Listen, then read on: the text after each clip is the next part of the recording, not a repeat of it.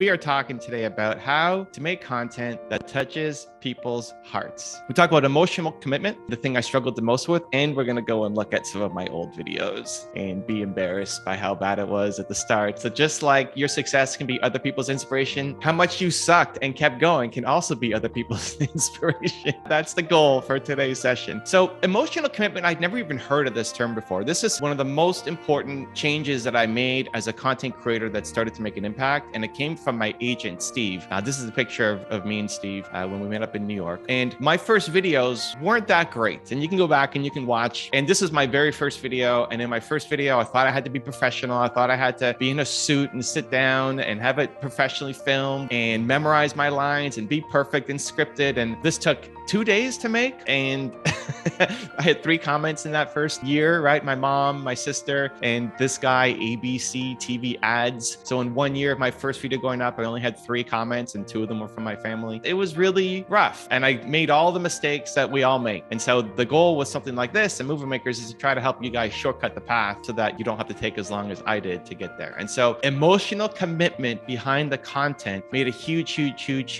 difference. You guys are, you know what you're talking about. You're experts, right? You've been through something, and that something can help inspire and serve a lot of people. The problem is, and the problem for me and in watching your videos, the problem for you is you're saying a lot of times the right words, and we're so focused on saying the right words, but there's no emotion behind the words. And if there's no emotion behind the words, then people won't follow along. They won't pay attention. They won't take notice. They won't do the action, and your content, your channel won't grow.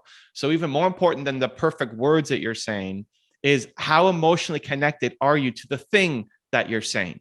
It's the old Maya Angelou quote that people remember how you made them feel, right? That's what they remember the most, not what you said, but how you made them feel. And if there's no emotion behind the words you're saying, then they won't feel anything different.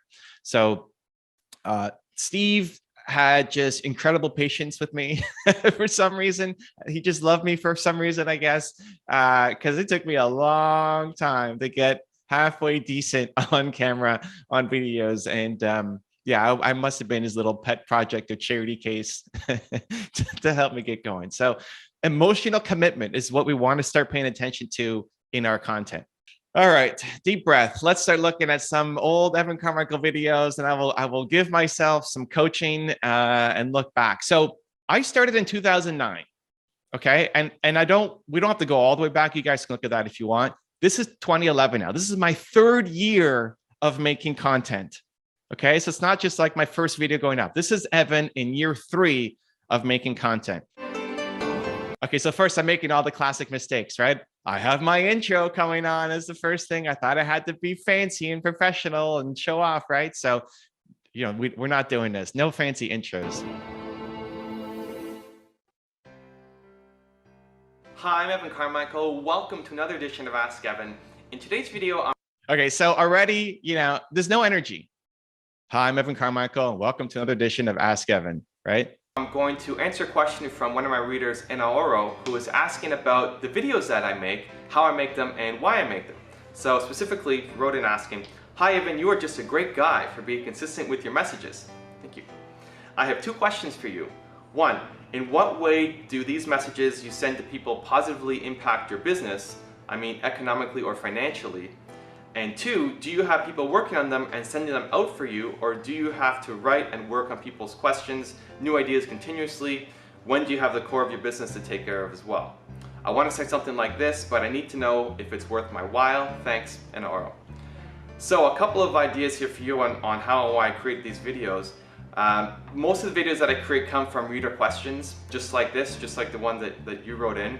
I don't make money from these videos. Sometimes they're sponsored by a corporate partner, but most of the videos are not sponsored. I do the videos because I really like helping out entrepreneurs, and this is what gets me excited. Okay, so thoughts. What are your thoughts on this video? Pop it in the chat. I'd love to see what's coming up. Christy says it's adorable. Ida says nice computer. Where's the computer? Oh, well, this is 2011. That's an old school computer. Is that Windows 95? I have no idea. How were you making money back then? So I mean, I wasn't at the beginning, right? I had some sponsors on videos, but like I said, I love doing it, you know, like I'm 3 years in making content just because I love doing it. Now I had sold my business already, a different business, my first company, and I had some money. So it wasn't that I needed this to necessarily pay off right away.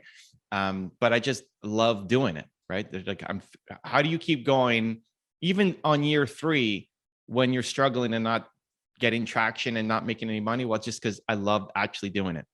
Your smile is underutilized. No energy, says Michael. Shy Evan, low energy compared to current Evan. It's somewhat flat. That's very kind. Denise, I'd say it's very flat compared to you now, but still genuine, honest, and real. So this is the difference, right? Izumi says, I don't feel Evan that I feel now. Critiques, monotone, no energy, no powerful intro statement. Yeah. So to Denise's point, right, it's still genuine, honest, and real. This is where a lot of you are stuck. And I think honestly, a lot of you are already better than this. I'm still the same guy. And I still have a lot of same information to share. I mean, I've hopefully learned a little bit in the past, 11 years, but I know a lot. 2011 knows a lot. 2011 Evan knows a lot. And you guys know a lot. And you're already better than me, probably, in this. But this is what a lot of people's videos look like when they're getting into thought leadership. You like read somebody's question, and then you just start talking and sharing and helping. But because it's flat and monotone, people won't listen to the actual content. And so I'm still the same guy. This is still me. I have less hair, but more emotional commitment. That's the difference, right? So we don't have to watch this whole thing. We'll go to the next one. Zane says, Evan isn't bouncing. Bouncing helps. Okay, so 2012, we're a full year later now. And now also just quick update. These are not the old thumbnails I used. I didn't even have thumbnails back then. We've just been going back and updating all of our old thumbnails. So let's see how good 2012, Evan, another year of practice, 4 years in now on my YouTube journey. And I'd love to see some comments down as well as you start watching. What do you think?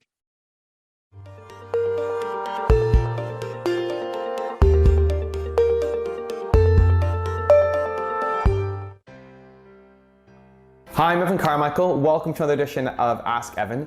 Today I'm going to answer a question from one of my Facebook viewers, Jasmine, who wrote in a really, really long message. It's almost a page here of a message, so I won't read the whole thing, but the crux of it is, I know in my heart and mind that it takes money to make money. How do you make money if you don't have the finances to back it up? And that's the key thing I wanted to address today. I want to get that notion out of your head. It doesn't take money to make money. It's not about how many resources you have. It's about how resourceful you can be. So if you look at all the famous successful entrepreneurs, especially in the past, a lot of them didn't come from wealthy backgrounds. A lot of them didn't have huge investors. They bootstrapped their way up. You know, they made the tough decisions and did not go out and spend a lot of money. And the key here is not spending until you're making money. Okay, so we don't have to watch the whole thing. Quick thoughts. Better energy, better lighting, more comfortable. I'd say better. You look more confident, more energy, see more confident, more comfortable. Still pitching in the beginning, a little more energy, and you got right into it. Yeah, so I mean, this is still, I think, pretty bad. If you're comparing it to 2011 Evan, then maybe it's a little bit better. But in terms of emotional commitment, it still sucks. There's still no real energy behind this. I'm just answering the question. And again, I just didn't know. This is just part of, if I knew and I had something to work on, I could make it better. I thought, here's this person's question. I'm going to answer the question. And hopefully it helps and move on to the next thing. And so there, you know, I might be a little more practiced or comfortable in front of the camera with an extra year under my belt. But in terms of the emotional commitment behind the words, it's not really there. And it's funny that, you know, I'm watching back, this is now 10 years ago, that whole line that I used about, it's about how resourceful you are instead of how many resources you have. It's still something I'll say today. It's like 2012 Evan was a pretty smart guy. You know, he had some information there, but the delivery still needed a lot of work. And so this, you know, again, I think a lot of you are already still ahead in your delivery over 2012 Evan, and you definitely have the information inside your head. And so it's, how do we bring more energy out. Zan saying, how would the emotionally committed Evan say it today? Well, this is it. Like, look at the range that I'm using now. Look at the energy and look at me laughing at myself now. This is, I mean, if you've seen in my videos on stage or how we even start movement makers, there's a lot more energy. Just go watch any of my videos where, especially the espresso ones where I'm talking. It's just being able to tap into that emotional range instead of just being trapped in your logical brain, because the content is the same. It's the wrapping around it. I said something that Zen liked there. He's going, ooh, the content is not that different, but the packaging and how I wrapped it has changed dramatically, which allows it to hit people in a stronger way. Denise said, so I thought this was pretty good. I need new definition for emotional delivery and impact. Yeah, and we're so worried about saying the right words. You're so worried about getting the perfect script. It's like the script is not the thing. The emotional commitment you have behind the words that you're saying is the thing that will move the needle for people.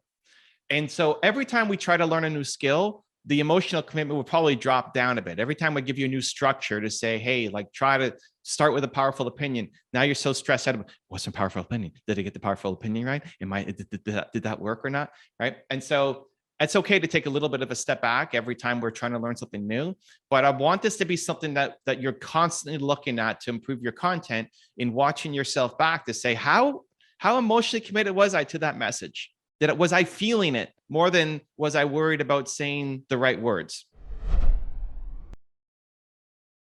The daily to-do and not to-do list.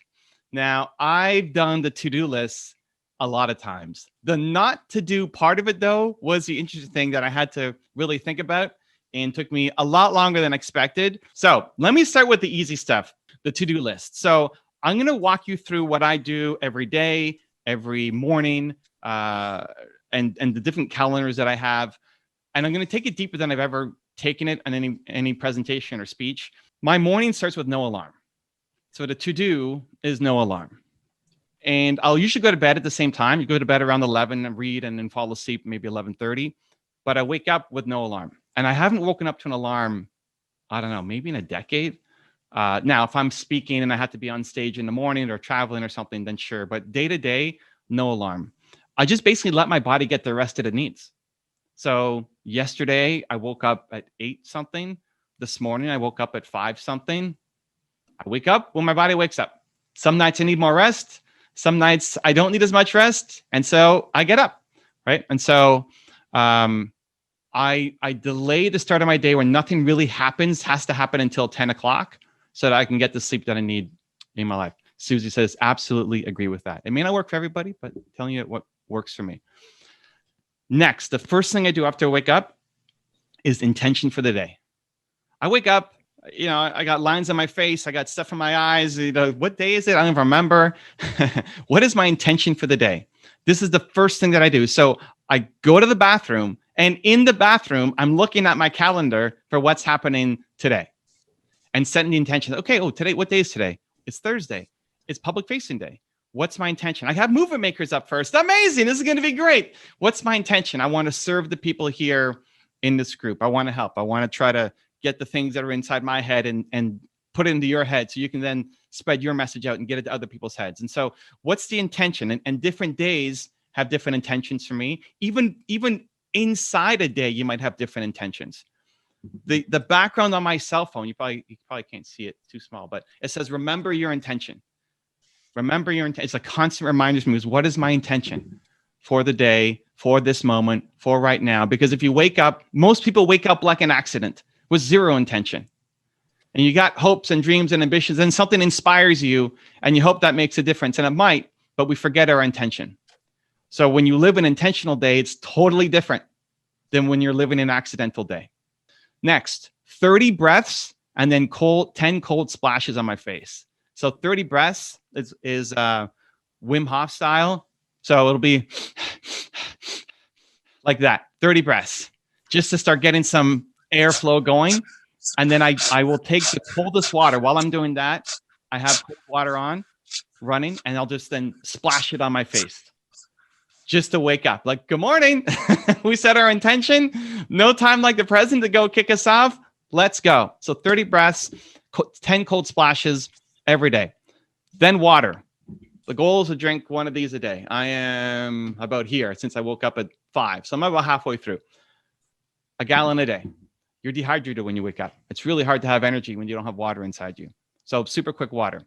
Then I do an EDA scan. I don't know if you guys have heard of this. This was introduced to me by Deepak Chopra when I did an interview with him, I don't know, about a month ago or a couple of weeks ago on the channel, where it's part of the Fitbit watch. So Nina and I both have the Fitbit watch, and you basically cover it with your hand and it tracks your heartbeat. And the shortest EDA scan you can do is 2 minutes with them. And the goal is just to calm your mind, relax, just sit down and have intention and just let go of whatever anxiety you might have. And then it'll track your heartbeat over the course. So I can easily get my heartbeat down from, 80, 90 to 60 in 2 minutes. So every morning I just do a quick EDA scan to remind myself. Then I take the dogs out, get some sun. Get some sun on your face. It makes a huge, huge, huge difference. Having a dog forces that.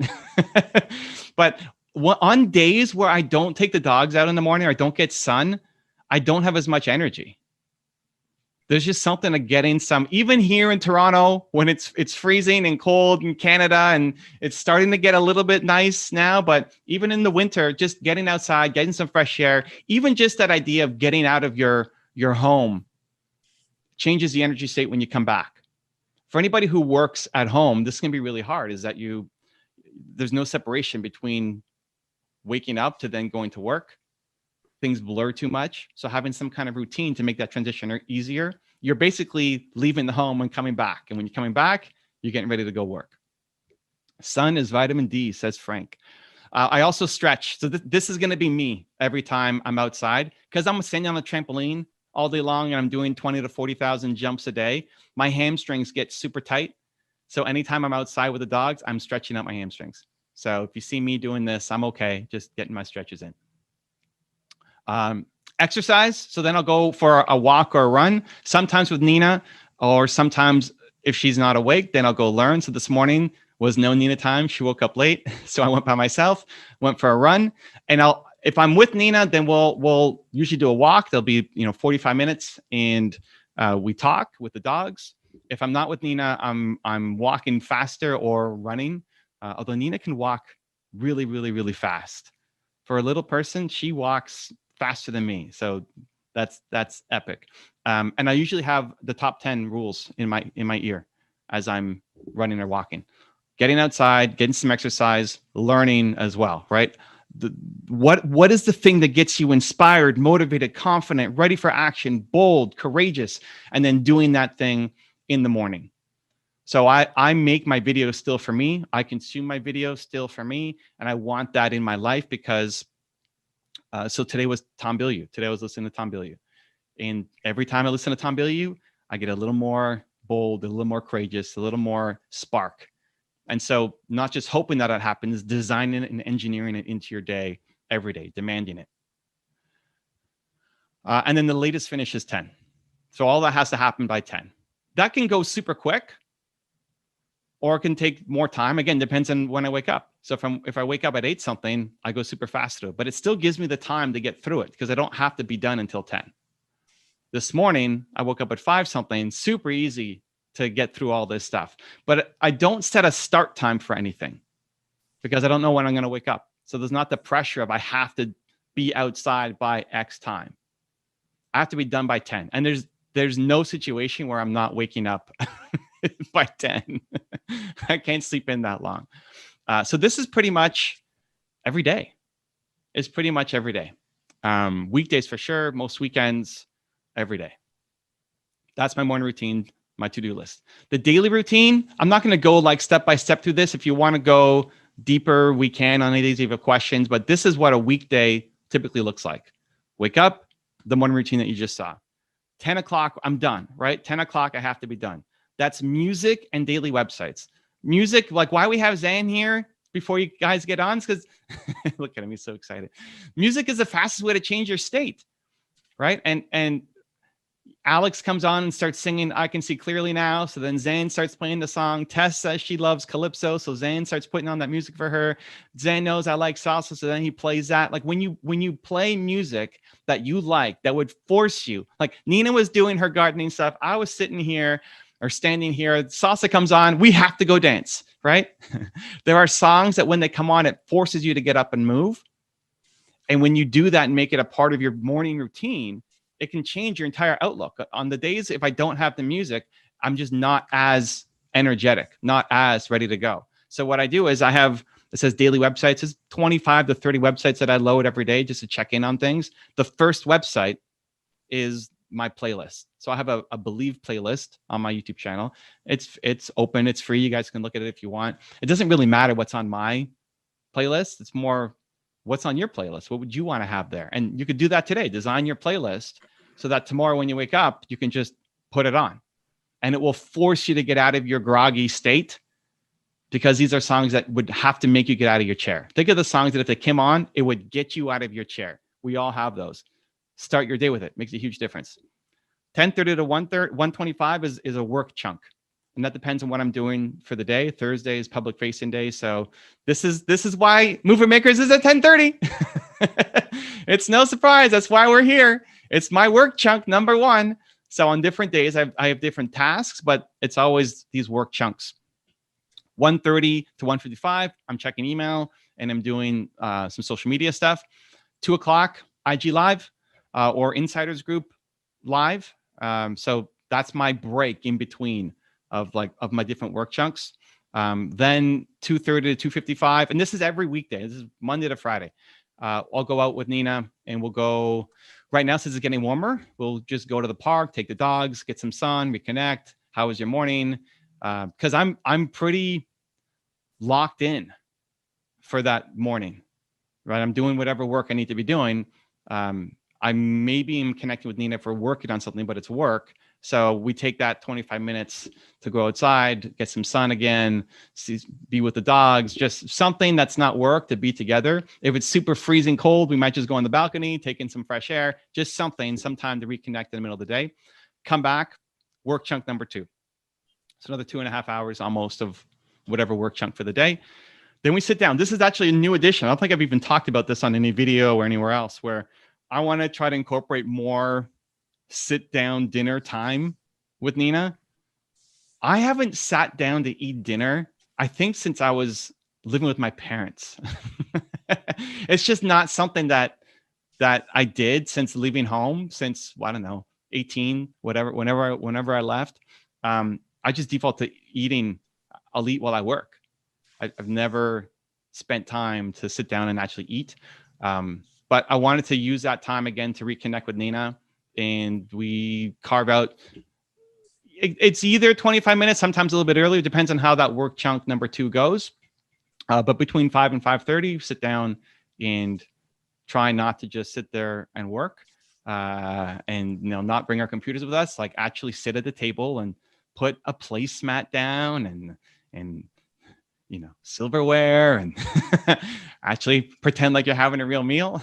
Part of that may be because we haven't gone out to a restaurant in a year and a half, that maybe we're missing it, but also time to connect again and be together. And a lot of these moments, it doesn't have to take a long time, right? The 25 minutes with Nina in the afternoon and then sitting down for dinner, it doesn't have to take a ton of time, but I don't know, just find that that's important to connect throughout the day, not just at the end.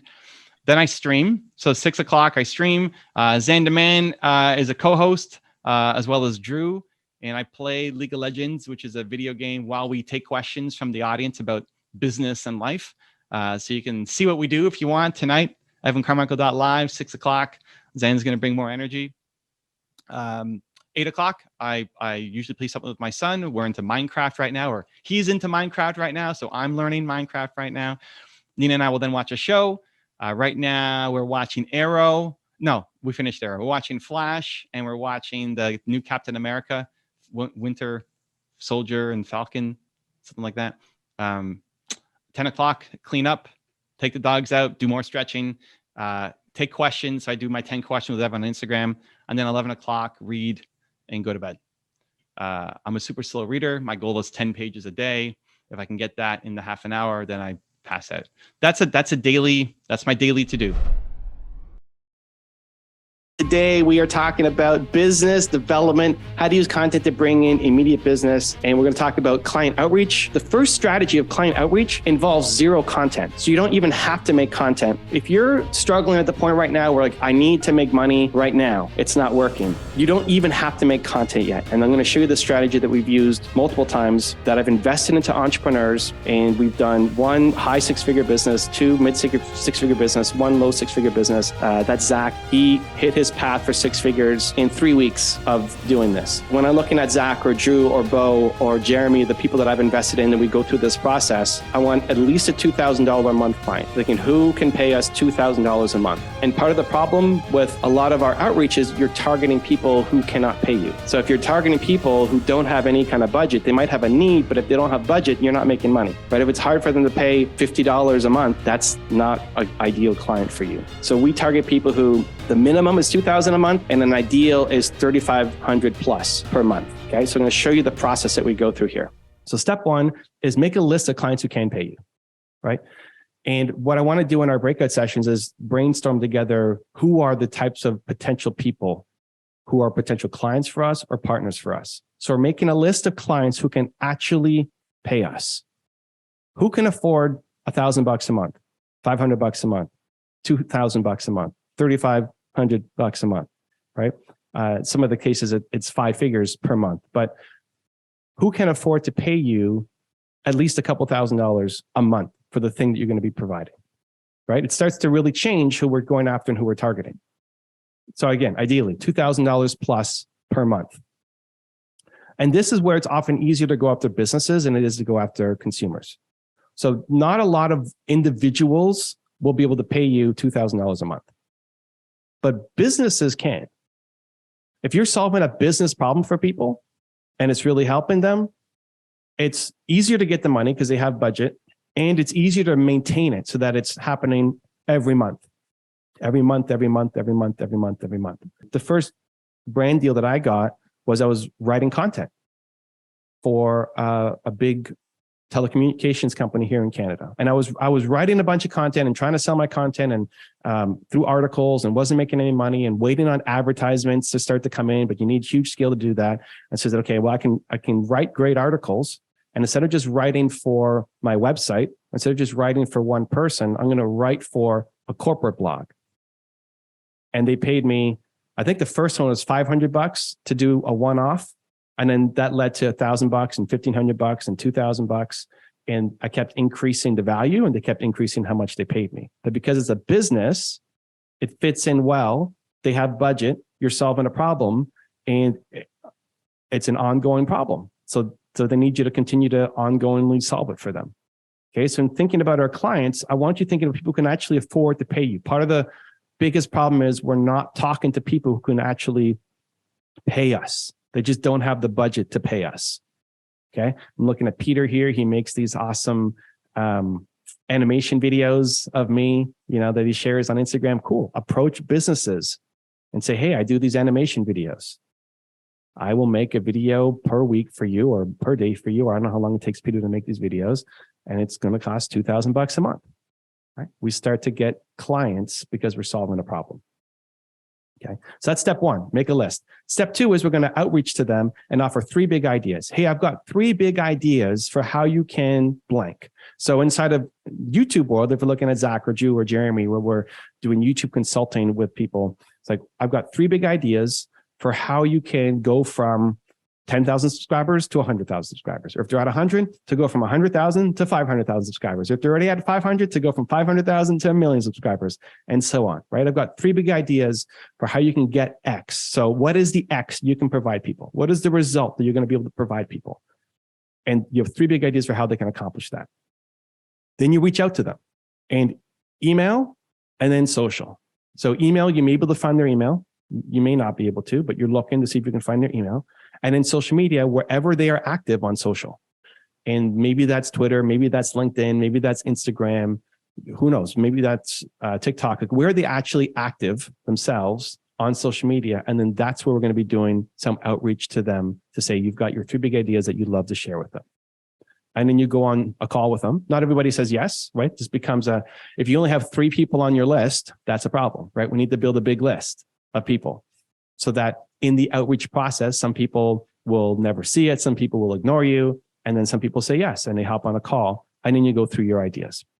From that call, we're just given the value. We're just, here are 3 big ideas. Like, take it, run with it, go do it yourself. Amazing. If you need help, I can help you do it too. I have a business that does this, but here are your 3 big ideas. So if somebody's coming on a call to talk about their YouTube channel to go from 50,000 subscribers to 100, here are the 3 big ideas. Go do it. You have a team? Awesome. Execute it yourself. I can help, or Zach can help, or Drew can help, or Jeremy can help, right? From there, you'll get 30 to 50% of people who then want to sign up and go do the thing with you if you've targeted your list a lot. Some people may not want to do it. Some people may not be ready. Some people may not be in the right spot yet. And so for anybody who we all hop on a call with, who then doesn't say yes right away, we add them to what we call our value emails list. And on the value emails list, every 2 weeks, we send a value email around the thing that they care about. Okay. So in the YouTube world, Drew might send an email about thumbnails, right? Okay, here are the latest findings we have about thumbnails, or here's an experiment that we ran on title split test, or here's how you can use your newsletter list to grow your YouTube channel, right? It's just value. It's not, hey, are you ready to buy yet? Hey, hello, I'm still here. Can you hire me, right? So we're not doing follow-up emails. There are no follow-up emails. They buy on the call or they don't. And if they don't, they're added to the client, to the value emails list. And then every 2 weeks, you send a value email around the thing that you're an expert at. Just giving pure value. And then the last sentence can be, hey, and if you're ready to blank, right? If you're ready to grow your YouTube channel, I'm happy to help. But it's not a sales email. It's a value. You're educating and you're teaching. And what some people will do, maybe they take that email and they just do the work themselves. Cool. They give it to their team and say, hey, copy what this person told me to do. Great. Some people look at it and say, wow, you're really an expert at this and you're still giving me tons of value. How can I work with you? How can I hire you? And for some people, it's just a matter of timing. Like they're swamped, they're overwhelmed, they've got a million things going on and they're not ready, but now they are. And every time we've done this, when we've built up a list of people, you hop on some calls and some people who don't say yes, cool, you add them to the list. And then you send the value add emails. It might be somebody that you talked to 6 months ago, but now they're ready. And maybe they've been seeing your emails every 2 weeks for 6 months and they never responded, but then now they respond and they say, I'm ready. So we often get caught in this trap of like following up and waiting for people. Don't wait for people. Go out and do more outreach. And now they're getting the value add email every 2 weeks. And off that list is always somebody that you can, that comes back and says, yes. I was just talking to Zach yesterday. It's like, should I drum up more business before the end of the year? It's like the easiest way to do is just send out the value email. There's people already on the list who know you, who you've talked to, who you've done a quick audit for of their YouTube channel. Send out that value email. And so what it does is keep you top of mind. The whole point here is to stay top of mind for that. You know they're interested, but it's not their most important priority. They have a million other things that they're worried about. But in 3 months, maybe it does become their top priority. And you've been educating them for the past 3 months over and over and over again. So the whole point is to stay top of mind so that when they're ready, you're the person they come and they want to work with. So the 3 points are: make a list of clients who can pay you. This is the big one because most of us are targeting people who can't afford to pay us $1,000, $2,000 a month. Offer them 3 big ideas on a call, and then add them to the value email list if they don't sign up right away. Today, we're going to talk about how to find where my 1,000 true fans are hiding. It's a good topic. When I saw it pop up, I was pumped yesterday to start diving into some thoughts. I love the polling system we created.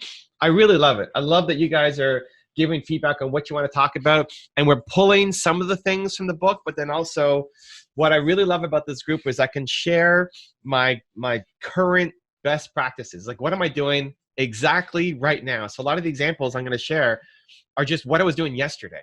You know, when you write a book, you want it to last, right? So you can't always share exactly what you're doing right now because it's going to change in 6 months. It's going to change in a year. It's going to change in 5 years, right? I want people in 10 years to still read this book and find it valuable. But the value of this group is you get the access to exactly right now what I'm working on. So it's always so much fun putting these together for you. So let's dive in. So how to find where my 1,000 true fans are hiding. As always, giving a shout out to who came up with this topic, Mr. Ben McNeil. I don't know if Ben's in the house or who's in the house yet. Haven't seen you. Ben, if you're in the house, say hi. Welcome aboard. Thank you for the awesome topic. So how to find where my 1,000 true fans are hiding. So number one, they're not hiding, you are. When I first saw this topic, I was excited, but also a little tiny bit put off just in the wording, because I want you guys to always take 100% accountability, right? This is how I live. It's my fault. It's my responsibility to get out there and make the progress that I want. And the beginning is great, right? How to is seeking answers. You're looking, you're searching, you're trying to find it. But that last part of hiding, they're not hiding, right? That's putting the blame and responsibility on them.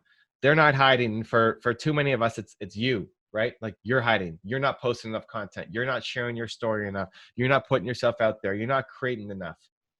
Right? And I know it's hard, and we'll talk about some of the ideas here later on in this presentation, but if you're not where you want to be yet, it's a direct result of your effort, your abilities, your skill set, your putting in the work, right? But I just wanted to highlight in the language. And I know this wasn't Ben's intent. I know Ben in posting it was not saying it's their fault, but just being careful about the word choice that we're using and the stories that we're telling ourselves, because they're not hiding.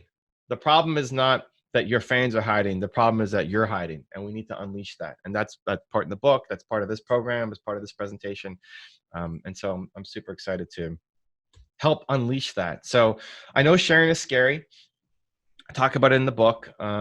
Whenever I say BTS is built to serve, page 108, if you want more references, you can go in and check it out.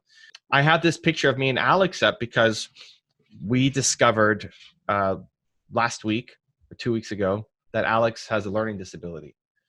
One, ADHD, which is super common, but also something called executive functioning. Anyway, and it's been hurting. He's had it his whole life, just kind of figured it out now. He learns slower than most people. Things that I don't have to repeat to others, I have to go over multiple times with him before he finally gets it. And now we're trying to devise kind of strategies and techniques on how we can learn more effectively. But what I told him yesterday, and this is why I love this group, is I can share what's happening right now. Yesterday was, Alex, you have to share that story. You have to share that you have a learning disability. You have to share how that makes you feel. You have to share the impact that it's having on you, trying to be an entrepreneur, trying to build a business, trying to live your life. How does it hit you? Because other people will connect to that, right? And he doesn't know how to process it yet. He's worried about, judgment and how people will see it. He wants to talk to his mom first and all this stuff. But in sharing is the thing that will make people connect to you. And so he's already shared his stories about hyperhidrosis and being that's excessive sweating and not being able to talk to girls and all this stuff. And a lot of it is in the book. But this just happened, last week. And yesterday was my conversation with him about, you have to share this with your audience. And that's actually part of the healing. That is actually part of the healing. Because as long as you're worried about it, as long as you're afraid of the judgment and what people might say about it, you keep it hidden, you keep yourself playing small, and then you don't create any amazing content, and that secret owns you. And so I told them, great, go talk to your mom, awesome, but then you have to go post. He's like, well, should I post it as a story? Should I post it as Instagram Live? Like, it doesn't matter. Just get it out there. Just get it out there so that somebody watches it and gives you some kind of comment. I mean, the comments are all going to be positive, right? Nobody's going to come on and say, Alex, I always knew you were a dummy, right? At least I hope not. But in sharing it and getting the secret out there, it's incredibly empowering. And other people will then be inspired as well to talk to Alex about their learning disability and be able to share in their life the things that are happening. So this is part of the hiding. This is part of the hiding that we all go through, is the story that you're afraid to share is the thing that you have to share to help people connect to you. It makes sense logically. It's just difficult. It's difficult to share the thing that you don't want other people to know. It's still hard. Like, Alex has gone through this. Alex has been around me for 5 years. So he knows this, but it's still hard, right? So that's fine. It's meant to be hard, but getting it out there becomes the healing process. In Built to Serve, page 63, we talk about being the tree. And so my concept of the tree is the tree is designed to breathe in carbon dioxide, right? Which is too much for a human, is poison. It eats it, it grows from it, and then it spits out oxygen for the world. And I see that as our job as thought leaders, as movement makers, as your job is partly to eat the negativity, to eat the criticism, to eat the judgment, to grow from it, and then spit out oxygen, positivity for the world, for the people who currently are who you used to be. And so when I say they're not hiding, you are, what I want to see is more consistency, more vulnerability, more personal storytelling, more effort and care, right? More. And you may not have great results yet. You may not be proud of the finished product yet because you're still learning, still getting better, still trying. But all of these things, the more you can apply them, the more you can become that tree, the more you're sharing your story, you're going to find that the people, your 1,000 true fans, suddenly come out of, air quotes, hiding, right? They come out of hiding because you've given them permission to. Because for them to come out of hiding, you need to come out of hiding first. Does that make sense? Joshua saying my favorite illustration was the tree. Yeah, I don't know where that came from. It was off. I was doing some podcast, and it was with somebody who was into like psychedelics and crazy stuff. And I told him that he's a tree, and then I said, you know what? That's a great analogy. Anyway, okay. So I don't know if Ben is here. Ben saying hi if you're here. I might have missed it if you are, but so Ben, and this is not meant to be a knock at Ben, right? Ben, I went to his Facebook account and he posted once 3 days ago and then once 6 days ago, and maybe he's posting somewhere else. I couldn't find his Instagram or anything else, but this is where now we need to step up, right? This is part of the hiding. If we're posting 2 times in 6 days, if you want to be a thought leader and get your message out there, it has to be more frequently, right? Back to here, more consistency, more vulnerability, more personal storytelling, more effort and care. So if I'm running Ben's page here, I want to see those things. I want to see the consistency, right? So 6 times in 6 days, right? I want to see the storytelling. Right here, it's just telling me about a new podcast. And what does it say? New podcast with Naomi. Awesome. Use a discounted code to get prices. Awesome. I mean, there's no vulnerability there. There's no storytelling there. I'm sure the podcast itself is great, but tell me in the content that you're posting, right? And so more care, more effort, more storytelling, more vulnerability, more consistency. That's how you pull them out of hiding, by you leading by example. Is that making sense? And I love Ben. This again is not meant to be a knock against Ben or any of you guys. I just pulled his profile as an example. I bet if I went into a lot of your profiles, it'd be something similar. And I want you to take the accountability and start creating the content that you need to attract the people to build your movement, have the impact you want to have. We are live, movement makers. I'm going to do something a little different today. I'm excited. It's going to be a little bit different. This is either going to be the greatest thing of all time or flop. So you don't know until you try and you experiment. I was looking at the topics, and most of the topics that we've covered so far have been fairly easy to turn into a slide deck and then talk about them and answer questions and give you some context as we go along the way. And I try to inject some of the new things that I'm working on through it. And I looked at the topics, outreach, email, nurture list. That's easy to make into a deck. How to help our world have more peace and love. I love that topic. You guys didn't vote that up, but so we're not doing that. But that's also something that can be turned into a deck. The how to make money one, though, I thought would actually be better to turn this into a strategy session with you guys. I mean, I cover it in Built to Serve, right? We talk about the 3 different things, and I'll touch on it quickly. But the fact that that's the #1 most voted topic, I want to go deeper with you. I want to use this time together to really understand what you're trying to work on and how we can turn your current projects into making more money for you. It's why I wrote the book, is yes, to figure out your purpose, but to turn it into something that you can make into a business and support yourself, your family, your community, all of it.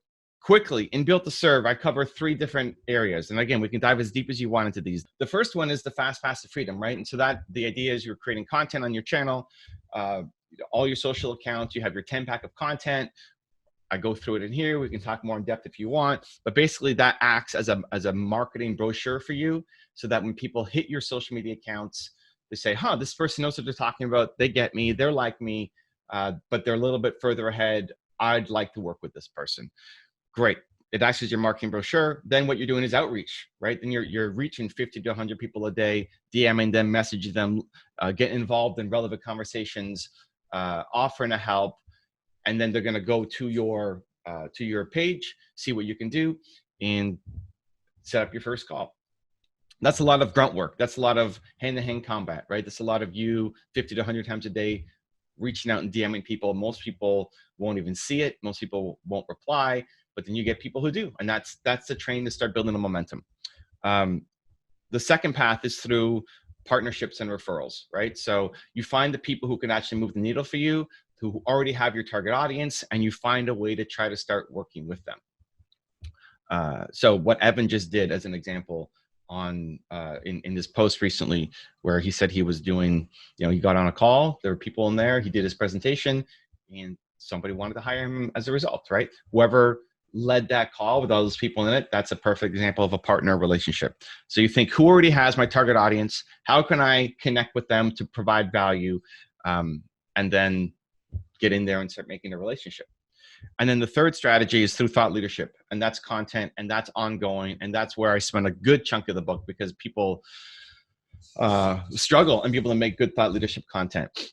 And so guiding you through how to make content beyond just the first 10-pack of content, and staying consistent and picking the platforms and turning your thoughts, your expertise into a lead magnet that ongoing keeps bringing in revenue, attention, traffic, interest for you.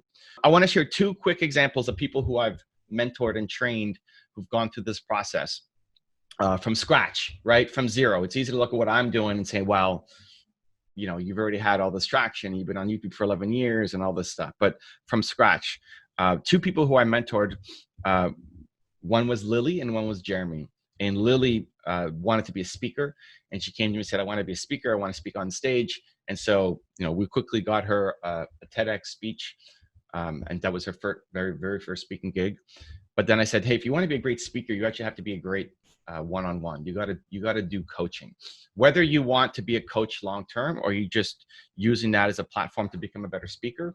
Because if you're going to speak, you have to think about it as not speaking to an audience of 1,000 people or 100 people or 20 people, but 100 individual people, 1,000 individual people. And what makes you a better speaker is having worked one-on-one with so many people. Because if you're just giving a message, you don't feel how it bounces back. When you're working with somebody and you say, go do this, they say, yeah, but, and that doesn't come out when you're speaking on stage. So if you know what the yeah buts are going to be because you've worked with enough people, that turns you into a much better speaker because you can address it from stage. So I told her to do this. And at the beginning, she didn't even know how to coach people. So it also depends what level of expertise you have coming in. She knew nothing. And so I said, you know what? Take the one-word framework, my first book, Your One Word, and go off and start helping people figure out their one word. She believed in it. She connected with it. So that became what she was doing. And she did her first, I want to say 75 to 100 calls for free. Absolutely. She's reaching out, people who are following me, people who are, anybody who commented on any of her posts, anybody. She was going live every day, and she did 75 to 100 calls for free, absolutely free. Just to build momentum, just to get the experience as a coach, just because she wasn't very good, because she didn't know what she was doing yet. Now she got a lot better. And then she started charging. The indication of you're ready to start making money is, do people ask you, hey, can I hire you back? If you do a free session, how many people are then saying, can I hire you? Can we go deeper? Can you help me? Can I learn more? Until you get there, then you haven't done a good enough job. It might've been okay, it's great, but it wasn't enough that they say, I really love this person. This person can make an impact. And so that's why getting the practice out, even on things like Instagram Live, is fantastic practice because it's free and it's more exposure. And showing you coaching is a great chance to get people to then say, oh, can I hire you? Can I work with you? Right? Every time I go live on Instagram, I get DMs of people saying, hey, how do I hire you? How do I work with you? How can I? It's like, that's not the business I want to be in, but it could be if I was starting from zero and I had a job and was trying to get this thing off the ground, I would do a lot more coaching and one-on-one work, because that can help pay the bills to get you to where you need to go. So the first person then said, hey, how do I hire you, Lily? And she said, oh my God, I don't even know how to charge for this. So we started off low. It was $25 an hour for the first 10 people. And then once she hit 10 people at 25, it became $50 an hour for the next 10 people. And then once she hit 10 people, it became $75 an hour for the next 10 people. And then it became $100 an hour for the next 10 people, and kept scaling up and scaling up. Now, this is taking a person who's got a lot of heart, a lot of care, a lot of love, but no skill set yet, not an expert at what she does. And so it's building that up. So it took some time, but it was really just a matter of doing enough outreach, getting enough calls, getting enough practice in. That could have been a lot faster if she was crushing from the very first call, right? But she had to put in the reps to get better. The other one is Jeremy. And Jeremy has helped build the YouTube consulting business. So, he's coming up on 1 year. I think it was July that he started charging money for it. And it's a six-figure business in 1 year. And I taught him basically everything about YouTube. He's still learning from me. I mean, he just messaged me this morning, or just before going live here. There's been a conversation back and forth about one of his clients. And he took all of my learnings and started to then reach out to people to say, hey, thought leaders especially, you've got this YouTube channel. I want to help. I've got 3 big ideas that can, I think, help blow you up. I'd love to hop on a call and help you and help go through the ideas. We started when I got back from my tour last year, and I said, okay, you got to do 5 calls for free, just to see how much you picked up. I gave him homework: go research, go learn, go watch these channels, go digest everything I've ever said about YouTube. And he did the homework. He came back, and the call was actually, the first call we did was way better than I thought it was going to be.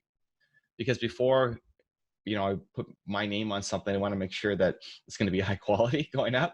I'm not saying, hey, we've helped Evan Carmichael build his channel. We're going to use his strategies and apply it to yours. Got to make sure that it's actually, he's represented a brand well. So it's been all outreach. I haven't been on a single sales call with him. I helped him land maybe two of his deals. Now he's using my name to go off and get deals, but it's mostly just outreach, and it's him on the call and me giving a little bit of mentorship behind the scenes, and 100K plus in the first year. That's great. Service-based business. And so it really just depends. It's definitely a volume game of getting out there. This is if you're selling coaching or consultant services, and it depends on how good you are. Jeremy was really good and had a leg up because I was teaching him and mentoring him. But I took a guy Jeremy was, when I got him, a grocery store clerk. He was stocking shelves at a grocery store. And I just saw something in him and said, hey, I want to start a YouTube consulting business with you. You have to go off and learn all this stuff. And he said yes. And so far it's worked out great. And he's keeping to up the level of clients, right? So his first client was $500 a month. And then it became 1,000, and then 2,000. And now he's up to 3,500 or 3,600, something like that, a month for some of his clients. And it's awesome. And so that's what's possible, taking somebody from a grocery store clerk who knows nothing about the stuff to quickly learning and going off and landing deals and getting clients. If you want to watch the full version of this video, as well as train live with me twice a month to help you build your movement and be around some other amazing people just like you, check out my Movement Makers program. The link to join is right there next to me. Can't wait to see you there. Continue to believe and go join.